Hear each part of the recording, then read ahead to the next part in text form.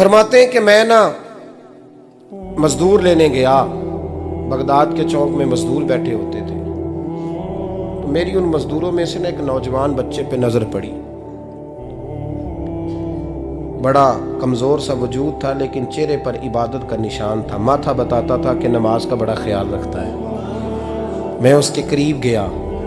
चेहरे भी बड़ा कुछ बताते हैं ना, चेहरों में भी बड़ी रानाई होती है। फरमाते हैं मैं करीब गया, मैंने उसको कहा बेटे मजदूरी करोगे? तो कहने लगा मजदूरों में बैठा हूँ तो हुजूर मजदूरी के लिए ही तो बैठा हूँ। तो मैंने कहा कि चलो फिर। कहने लगा नहीं, मेरी कुछ शर्तें।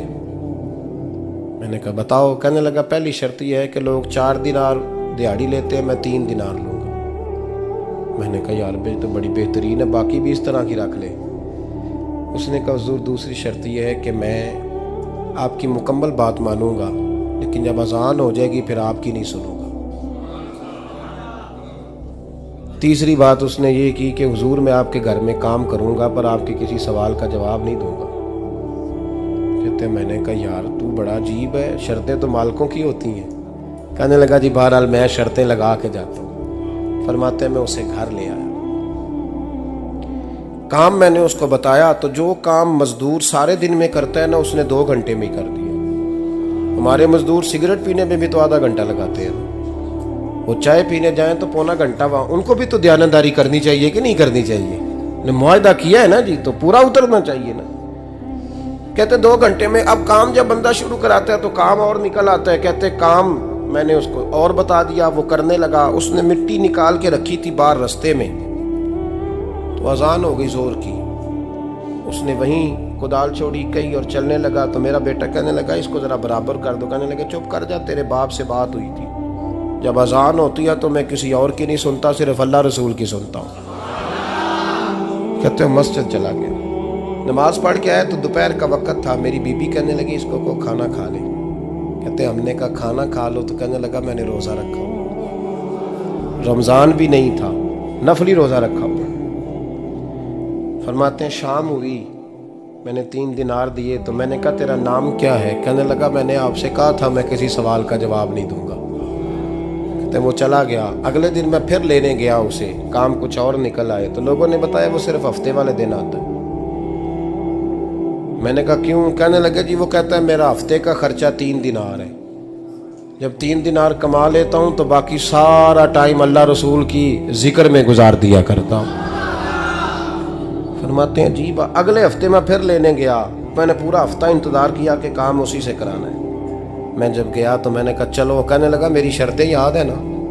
और मैंने कहा याद है भाई, साथ चल। फरमाते हैं काम कराया, 2-3 हफ्ते वो आता रहा। एक हफ्ते में गया तो लोगों ने कहा हुजूर आज नहीं आया। क्यों? कहने लगे बीमार हो गए। कहाँ घर है? कहने लगे बगदाद के कब्रिस्तान के पीछे जो कच्ची आबादी है उसमें रहता है। फरमाते मैं गया, दरवाजे पे दस्तक दी तो कहने लगा हुजूर आप हैं? दरवाज़ा खुला है, आ जाइए। फरमाते हैं मैं अंदर गया तो मैंने कहा तुम्हें कैसे पता चला मैं आया हूँ? कहने लगा हुजूर अल्लाह वाले हो, आप नहीं आना था, वरना अमीर तो गरीबों का पता लेने कोई नहीं आते। कहते मैं करीब गया तो कहने लगा मैं आपका इंतज़ार कर रहा था, तेज़ बुखार है, तप रहा। जेब से कुछ पैसे निकाले, कहने लगा ये पैसे रख लें। एक अंगूठी निकाली,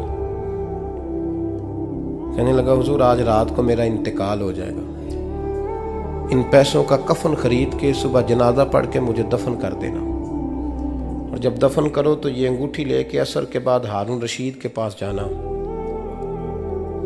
आप उसे कहना मैंने मिलना है, पर वो आपको टाइम नहीं देगा।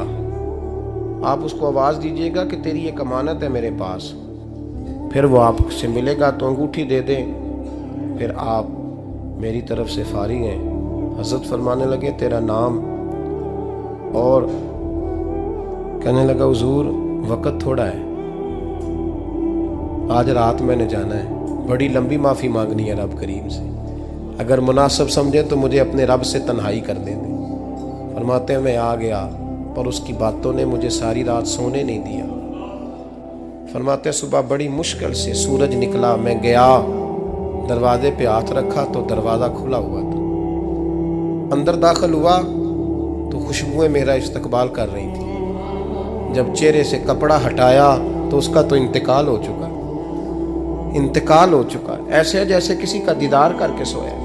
कहते मैं तो 2 आदमी ले गया था जनाजे पे, पर पता नहीं दुनिया किधर किधर से आई, कहां कहां से। अखां जदों मीटियां जमाना मैनू रोवेगा, अपना ते अपना बेगाना मैनू रोवेगा। फरमाते हैं मैं तो 2 बंदे ले गया था, पर पता नहीं मखलूक कहां कहां से आई। जनाजा पड़ा, दफन किया। हारून रशीद के पास में असर के बाद गया, मैंने बुलाना चाहा पर बादशाह था, मेरी तरफ देखा ही नहीं। मैंने उसको कहा तेरी ये अमानत मेरे पास है। फरमाते हैं वो मुझे कोने पे ले गया, क्या बात है, कमरे में बुलाया, मैंने अंगूठी दी। हारून रशीद तो चीखे मारने लगा, कहने लगा अंगूठी वाला कहाँ है? मैंने कहा वो तो इंतकाल कर गया। कहने लगा मुझे कब्र पे ले चल। कहते मैं कब्र पे लाया तो वो लेट गया, तड़प के रोने लगा। मैंने कहा मेरा कलेजा फट जाएगा, ना उसने कुछ बताया ना तूने बताया, ये कौन था? तो हारून रशीद कहने लगा ये मेरा बेटा था। मैंने कहा तेरा बेटा और मजदूर? कहने लगा हुजूर ये हजरत दाऊद ताई के पास बैठा करता था, उनका मुरीद था, मुझे रोज कहता था अब्बा तूने बड़ी दुनिया इकट्ठी कर ली है, मरते वक्त तुझसे टांगे समेटी नहीं जाएंगी, इतना हिसाब नहीं तू दे सकेगा। मैं इसको समझा देता, इसकी अम्मा समझा देती। ये रोज हमें कहता छोड़ दो, आ जाओ अल्लाह रसूल की बारगाह में झुक जाएं। हम समझ। एक दिन ये चला गया, कहने लगा फिर तुम्हारा रास्ता और है और मेरा रास्ता और है। ये सोने की अंगूठी गलती से इसके पास रह गई, गलती से हीरे की अंगूठी चली गई। कहने लगा देखो मेरे बेटे ने आज वो भी वापस कर दी है। फिर तड़प के कहने लगा हारून रशीद था तो ये मेरा बेटा, पर मेरा मुर्शद निकला, मेरा पीर निकला। भाई जिंदगी तो बड़ी थोड़ी है ना। बाबा साहब ने कहा था उठ फरीदा सुत्या, और दाढ़ी आ गया ही पूर, अग्गा नेड़े आ गया ही, पिछा रह गया ही दूर। उठ फरीदा सुत्या खलकत वेखन जा, मते कोई मिल जाई बख्शिया ते तू ही बख्शिया जा। उठ फरीदा सुत्या झाड़ू दे मसीत, तू सुते रब जागदा, तेरी डाडे नाल परीत। मेरा रब हमें भी अपनी बारगाह में कबूल फरमा।